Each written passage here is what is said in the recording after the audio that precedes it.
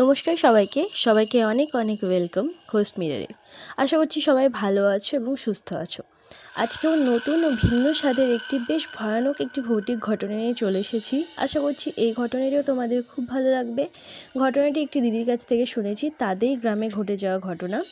আর হ্যাঁ, তোমরাও যদি আমাকে ঘটনা পাঠাতে চাও তো লিখে মেল করে দাও ghostmirror314@gmail.com-এ। আমি ডেসক্রিপশনে সব ডিটেলস দিয়ে দেবো, প্লিজ চেক করে নিও। তো আর বেশি দেরি না করে ওয়ান্স অ্যাগেন সকলকে অনেক অনেক ওয়েলকাম ঘোস্ট মিররে। আর তোমাদেরকে সকলকে শুধু একটাই রিকোয়েস্ট করবো, প্লিজ পুরো ভিডিওটা টেনে দেখবে না, পুরো ভিডিওটা ওয়াচ করো। তো আর বেশি দেরি না করে ঘটনাটা যাওয়া যাক। যেভাবে দিদির কাছ থেকে শুনেছি সেভাবেই বলছি দিদির ভাষায়। আমার বাড়ির এলাকাটা একদমই অন্য জায়গার ছাড়া একদমই অন্যরকম। আশেপাশের গ্রামগুলো যেমন, আমাদের গ্রামটা মোটেই ঠিক ওরকম নয়। আমার নিজের বাড়ির ভিতরে থাকলেও কিছু বুঝতে পারতাম না, কিন্তু বাইরে বেরোলে শরীরটা যেন কেমন ভারী হয়ে যেত। আর অন্য গ্রামগুলো ছাড়া আমাদের গ্রাম আলাদা হওয়ার আরেকটাও কারণ ছিল এটা যে আমাদের গ্রামের দুই দিকে অনেকটা জায়গা জুড়ে কবরস্থান, তাও অনেক পুরনো। এই সমস্ত বিভিন্ন কারণের জন্য আমাদের গ্রামে জনবসতি অনেক কম, আর আগে যারাও বা থাকতো তারাও অন্য জায়গায় জায়গা কিনে চলে যায়। আর যাদের আর্থিক অবস্থা খারাপ তারা যেতে পারেনি। আমরাও সেই পরিবারের মধ্যেই একটি পরিবার ছিলাম, কিন্তু আমরা বর্তমানে অন্য জায়গায় চলে গিয়েছি, বসবাস করছি অন্য জায়গায়, কিন্তু তখন যেতে পারিনি।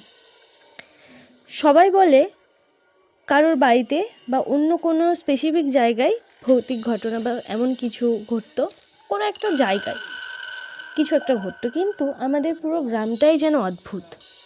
পুরো গ্রামটাতেই যেন একটা নেগেটিভ এনার্জি থাকতো। ঘটনাটি যখন ঘটেছিল তখন আমি বেশ ছোট, ক্লাস 7-8-এ পড়ি। আমাদের গ্রামে কিছু অঘটন ঘটতে থাকে। আমাদের গ্রামের মেয়েদের ওপর এই ঘটনাগুলো ঘটতে থাকে, সধবা মেয়েদের ওপর। যেমন শনি মঙ্গল বার করে যখনই তারা বাথরুমে স্নান করতে যেত, সেই বেশিরভাগ মেয়েদেরকে অচেতন অবস্থায় পাওয়া যেত। শুনতে অদ্ভুত লাগলেও হ্যাঁ, এটাই হতো। শনি মঙ্গলবারটাই বিশেষ করে যখনই তারা স্নান করতে যেত, তাদেরকে বাথরুমের বাইরে অচেতন অবস্থায় পাওয়া যেত।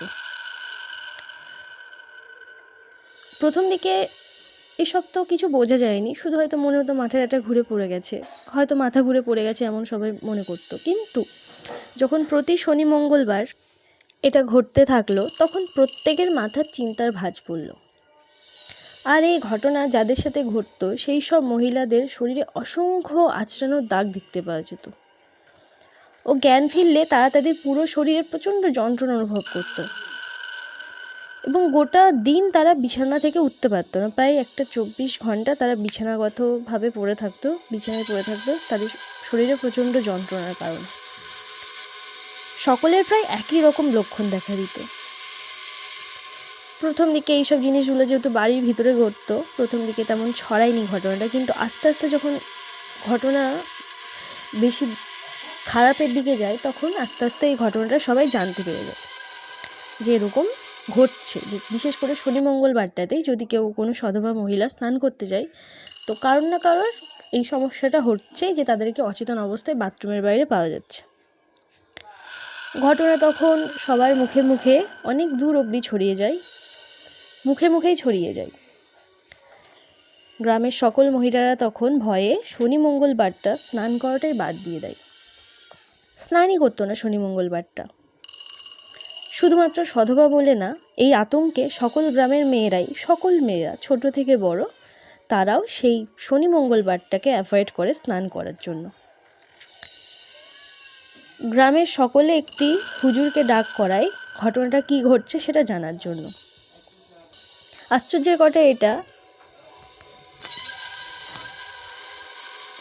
আমাদের গ্রামটা খুব একটা ছোটও না, খুব একটা বড়ও না। গ্রামটা যতটা এরিয়া জুড়ে ততটা বাড়িও নেই, বাড়িঘরও ততটা নেই, মানুষজনও খুব কম। কিন্তু আমাদের গ্রামে যখনই কোনো মসজিদ তৈরি করতে যাওয়া হতো, কোনো না কোনো অঘটন ঘটতো। মানে তৈরি হতে পারতো না মসজিদটা, একদম ভিত যখনই শুরু করা হতো, ভিত প্রস্তুত করা হতো, তখনই কিছু না কিছু একটা অঘটন ঘটতো। তার জন্য আমাদের গ্রামটাতে কোনো রকম মসজিদ কিছুই নেই। তো একটি হুজুরকে ডাক করা হয় কী ঘটনা ঘটছে সেটা দেখার জন্য। তো একটি হুজুর আসে এবং সে আমাদের গ্রামে ঢুকেই চারপাশটা দেখে এবং বলে, গ্রামের মাটিতেই বিষ, আর এখানকার বাতাসও খারাপ শক্তিকে আমন্ত্রণ জানায়। আর এই ঘটনাগুলো যে ঘটাচ্ছে সে একটি শরীর পিপাসী জিন, তাকে থামানো এত সহজ হবে না। এই কথা বলেই হুজুর সেখান থেকে চলে যান। এবং সেই হুজুরের কথা শুনে তখন গ্রামের লোকজন বেশ আতঙ্কিত হয়ে যায়। সেই কারণে এই আতঙ্কে অনেক পরিবার সেই জায়গা থেকে অন্য জায়গায় চলে যায়, গ্রাম থেকে বাড়ি ভাড়া নিয়ে অন্য জায়গায় চলে যায়, বা কেউ তাদের আত্মীয়র বাড়ি গিয়ে বসবাস শুরু করে। অনেক দিন অনেক কিছু শান্তই ছিল, এই সমস্ত কিছু হয়নি, কারণ যেহেতু শনি মঙ্গলবারটা স্নান করা বা অন্য কোনো কাজ তারা করছিল না, তার জন্য অনেক দিন শান্তই ছিল, এরকম কোনো ঘটনা ঘটেনি। শুনতে আশ্চর্য লাগলো, যাদের সাথে ঘটনাগুলো ঘটে তারাই জানে, আর আমিও সামনে থেকে দেখেছি তাই জানি পরিস্থিতিটা যে কী ছিল। শুনতে একটু আশ্চর্য লাগলো, এটাই ঘটেছে। সামনে থেকে কেউ না দেখলে এগুলো বিশ্বাস করবে না। তখন আমি ছোট, তাও বুঝতে পারতাম আশেপাশের পরিবেশটা যেন কী থমথমে হয়ে আছে এই ঘটনাগুলোর জন্য। তো আমি অনেক ছোট হওয়ায় তেমনভাবে কিছু বুঝতে পারতাম না সব পরিষ্কার করে, বাড়িতে তেমনভাবে কেউ কিছু বলতেও না, অত পরিষ্কারভাবে বুঝতে পারতাম না, যেহেতু তখন ছোট, আর ছোটদের সাথে এই সমস্ত বিষয় নিয়ে কথা কেউই বাড়ির বড়রা বলে না। তো তারপরেই ঘটে গেল একটি বড় দুর্ঘটনা। আমাদের বাড়ির পাশেই আছে একটি আমবাগান, বেশ বড় আমবাগান, সেটা গিয়ে ঠেকছে একেবারে কবরের সাথে, মিশে যাচ্ছে, কবরস্থানের সাথে গিয়ে মিশে যাচ্ছে। একটি বড় আমবাগান আছে। তো আমাদের পাড়ারই দুজন মহিলা সেখানে খড়ি ভাঙতে যায় বেশ সকালবেলা, ওই 8টা-9টা নাগাদ। চাষি বাড়ির যারা পুরুষরা আছে তারা মাঠে খাটতে যায়, এবং বাড়ির মহিলারা এই সমস্ত খড়ি আনা, গম সেদ্ধ করা বা বাড়ির যে সমস্ত কাজ থাকে সেগুলো তো তারাই করে। তো খড়ি আনতে যায় তারা আমাদের ওই আম বাগানে। তো সকালবেলায় গেছিল, বারটা ছিল কিন্তু শনিবার, এবং বাগানের গভীরে ঢুকতেই কোনো এক অদৃশ্য শক্তি তাদের দুজনকে যেন জাঁকড়ে ধরে। তারা হাজার চেষ্টা করেও নিজেদের ছাড়াতে পারছে না, আর মুখ থেকে কোনো আওয়াজও করতে পারছে না। তারা দুজনেই বুঝতে পারছে আস্তে আস্তে তাদের পা মাটি থেকে উঠে পড়ছে উপরে, তাও তাদের কিছু করার ক্ষমতাই নেই। তারা দেখার চেষ্টা করছে এবং কোনো কালো ধোঁয়া ছাড়ার কিছুই যেন তারা দেখতে পাচ্ছে না। আর তারপর তাদেরকে উপর থেকে নিচে সজোরে ফেলে দেয়, এবং তারপরেই তারা দুজন অজ্ঞান হয়ে যায়। তখন তাদের বাড়ির লোকজনও তাদেরকে আসতে দেরি হচ্ছে দেখে, এবং যেহেতু গ্রামে এরকম ঘটনা ঘটছে, তারা খুব চিন্তিত হয়ে পড়ে, এবং তারা পাড়ার কয়েকজনকে নিয়ে এবং গ্রামের কয়েকজনকে নিয়ে তারা তাদেরকে খুঁজতে যায় আমাদের ওই আমবাগানের দিকে। আমার বাবাও গিয়েছিলেন, এবং তারা খুঁজতে খুঁজতে যত বাগানের ভিতরে যায়, এবং বাগানের ভিতরে গিয়ে তাদেরকে দেখতে পায় যে তারা একটি আম গাছের নিচে তারা পড়ে আছে দুজন অজ্ঞান অবস্থায়, এবং তাদের আশেপাশের যে শুকনো পাতাগুলো ছিল সেগুলো এমনভাবে ছিটিয়ে আছে মনে হচ্ছে যেন খুব জোরে হাওয়া গিয়েছে ওখান থেকে, তাই ওই জায়গাটা পুরো পরিষ্কার হয়ে গেছে, পাতাগুলো ওই জায়গা থেকেই পুরো সরে গিয়েছে। তো তাদেরকে অচেতন অবস্থায় পেয়ে তারা প্রচণ্ড ভয় পেয়ে যায়, এবং তাদেরকে বাড়ির দিকে নিয়ে আসে, এবং তারা লক্ষ্য করে যে তাদের কাপড়ের যে আঁচলটা সেটা মাঝ বরাবর যেন কেউ জোরে টান মেরে ছিঁড়ে দিয়েছে, দুজনেরই কাপড়টা আঁচলটা ছেঁড়া। তখন তাদেরকে বাড়ি নিয়ে আসে, এবং জ্ঞান ফিরলে তাদের মুখ থেকে এই সমস্ত কথাগুলো শোনা যায়।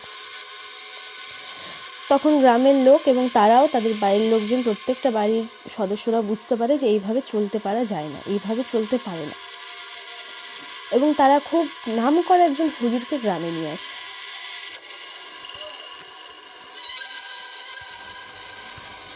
এবং সেই হুজুর গ্রামের সকল মানুষজনকে বলে যে গ্রামের যত মেয়ে আছে, ছোট থেকে বড় যত মেয়ে আছে, সকলকে গ্রামের বাইরে কোনো আত্মীয়র বাড়িতে বা কোনো একটা জায়গায় রেখে আসতে, তারা যেন কেউ গ্রামের মধ্যে না থাকে।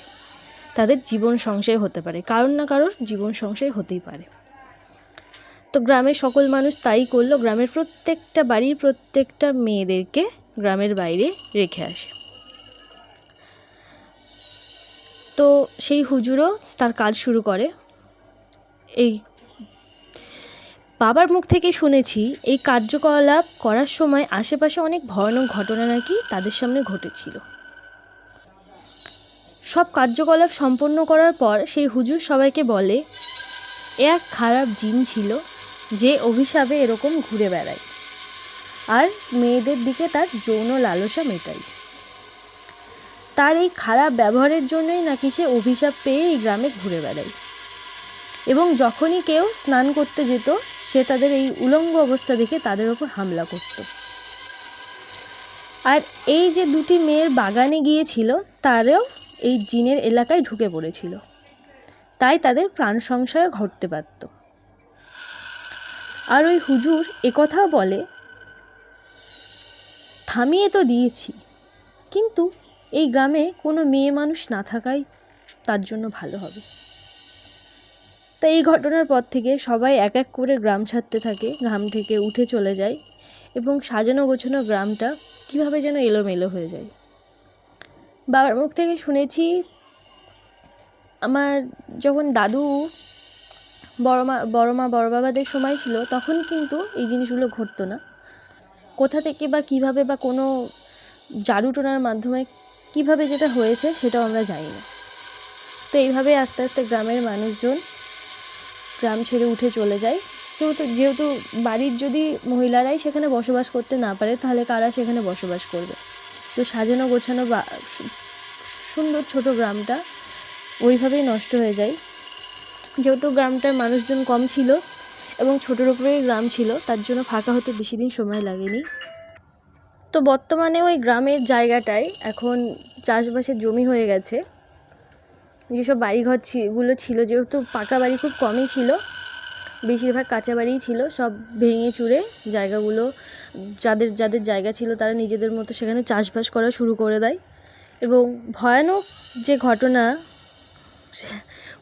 যে সত্যটা সেগুলো চাপা পড়ে যায় সবুজ ফসলের মাঝে। তো এই ছিল আজকের ঘটনা। দিদির কাছ থেকে যেভাবে শুনেছি সেভাবেই তোমাদের শোনালাম। আশা করছি তোমাদের ভালো লাগবে। ভুল ত্রুটি হলে নিজের ছোটো বোন বা দিদি ভেবে মাফ করে দিও। কেমন লাগলো সেটাও কমেন্ট করে জানিও, সেটা ভালো কিংবা খারাপ, কারণ তোমরা যদি আমাকে না জানাও তাহলে আমি আমার ভুল ত্রুটিগুলো শুধরতে পারবো না।